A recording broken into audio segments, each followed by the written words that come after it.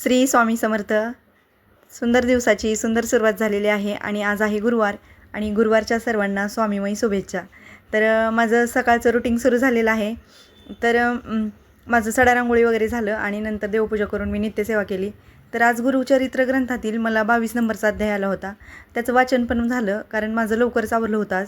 आणि जप आणि नित्यसेवा करून घेतली मी. आणि रात्री काय झालं, आरोचा प्रोजेक्ट होता तर तो त्याने अर्धाच केला आणि अर्धा केला नाही. आणि सकाळी एवढ्या लवकर माझ्यासोबत उठला आणि मला करून दे म्हणत होता. पण मी म्हटलं नाही, तुझा तू आज पनिशमेंट घे आणि उद्या कंप्लीट करून दे. तर मी काही त्याचा कंप्लीट म्हणजे त्याला मी हेल्प करत होते, पण त्याला सगळंच माझ्याकडून करून घ्यायचं होतं म्हणून मी काही दिलं नाही त्याला करून. तर त्यानं ना पप्पांना हे केलं आणि पप्पांकडनं करून घेतला. मला पनिशमेंट होईल पप्पा, तुम्ही माझी हेल्प करा. फक्त त्यांनी हेल्प मागितली नाही, पप्पांकडूनच पूर्ण करून घेतला. आणि मी त्याला अशी मदत करते मी त्याला, पण त्याला पूर्ण करून देत नाही, त्याला स्वतःला करायला होते. पण आज आहोंनी असं केलं. नंतर माझा स्वयंपाक सुरू होता, पण ह्यांचं इकडं सकाळी सकाळी चालू होतं बघा, कारण प्रोजेक्ट आज द्यायचा होता त्याला आणि अर्धाच रात्री घेतला होता आणि मी त्याला स्वतः कर म्हटलं म्हणून तो माझ्याशी बोलत नव्हता बघा.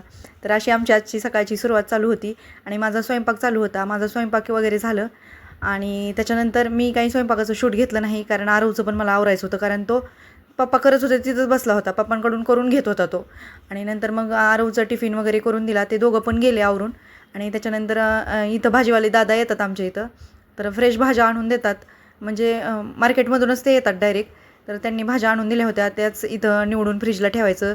अगोदर मी स्वच्छ धुवून घेत असते चाळणीमध्ये ठेवून, नंतर पाणी निघाल्यानंतर फ्रीजला ठेवून देत असते. पण आता स्वच्छच होत्या, पावसामुळं काही एवढं जास्त धुवायची गरज नाही, त्यामुळे मी फक्त निवडून फ्रीजला ठेवून दिल्या. त्याच्यानंतर काम आवरले आहेत म्हटलं आता जरा लवकरच आवरला आज, कारण गुरुवार पण आहे. आणि 11:30 पावणे 12 झाले होत्या. मग मी ब्लाऊज कट करून ठेवले होते, तो व्हिडिओ मी अपलोड केला होता मागे. तर आणखीन बरेच कट करायचे राहिलेत, पण म्हटलं जे कट केलेत ते तरी स्टिच करून घ्यावे म्हणून इथं मी ब्लाऊज स्टिच करत होते. तर ऑलमोस्ट 1 तासाभरात माझा झाला होता, फक्त फिटिंग राहिली होती. पण मग मशीन चालू असताना ना मध्येच दोरी निघलं, दोरा तुटला, तर असं करावंच वाटत नाही, इच्छाच होत नाही करायची, बोर होऊन जातं. असं कंटिन्यू स्टिच करत असलं ना, मध्ये असं काही झालं की करावं वाटत नाही. तर मग इथं तेच चालू होतं. बऱ्याच दिवसांनी मशीन चालू केली होती. तसं तर मी ऑइलिंग वगैरे करून घेतले, काल परवा ऑइलिंग करून उन्हात ठेवली होती. त्याच्यानंतर व्यवस्थित चालते माझी मशीन, नवीनच आहे. नवीन म्हणजे मी एकटीच वापरते स्वतःसाठीच, त्याच्यामुळे एवढा काही तिचा यूज नाही, त्यामुळं मेंटेन आहे. आणि ऑइलिंग वगैरे रिपेअर म्हणजे मी करत असते तिला. तर चालू होतं माझं. तर माझा ब्लाऊज इथं स्टिच करून झाला होता, फिटिंगचं चालू होतं. तेवढ्यात बाहेर आवाज येत होता. म्हणजे असं आपण जर काही काम करत बसलो, जास्त दिवसांनी पेंडिंगचं काम जर करत असून मध्ये कोण आलं ना, तर एकतर ते काम आपलं पेंडिंगचं असतं, ते आपली करायची इच्छा नसते, आणि अजून मध्येच कोणतरी आलं ना तर मग डिस्टर्ब होऊन जातं. तर असंच झालं.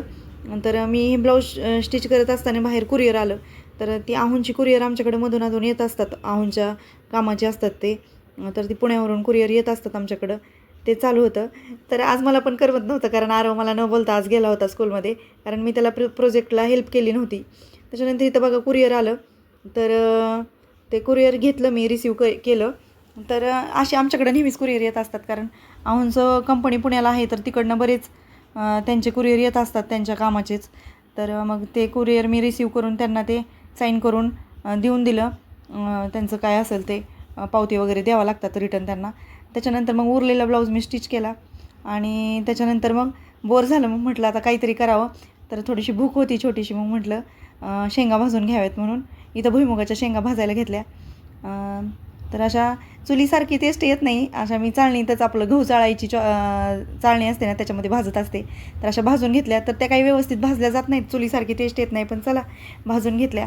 तर असं माझं रुटीन होतं आजचं, मॉर्निंगचं दुपारी 2पर्यंतचं, ते मी तुमच्याशी आज शेअर केलं आहे. आणि कसा वाटला व्हिडिओ ते नक्की सांगा. आणि चॅनलला जर आपल्या नवीन असाल तर लाईक, शेअर आणि सबस्क्राईब करायला बिलकुल विसरू नका. तर डेली रुटीनचे येतात. आणि तसेच गुरुचरित्र ग्रंथातील मला आज 22 नंबरचा जो अध्याय आला होता त्याचा मिनी ब्लॉग, त्या अध्यायाचा अर्थ मी माझ्या मिनी ब्लॉगमध्ये अपलोड केला आहे. म्हणजे 12-12:30 वाजता अपलोड झाला असेल तो. मी YT स्टुडिओमधनं अपलोड केला होता टाईम लावून, त्याच्यामुळे तो 12:30ला अपलोड झाला असेल. तर तो तुम्ही नक्की पहा. आणि चॅनलला नवीन असाल तर सबस्क्राईब करायला बिलकुल विसरू नका. तर कसा वाटला व्हिडिओ ते पण सांगा कमेंटमध्ये. तर चला बाय.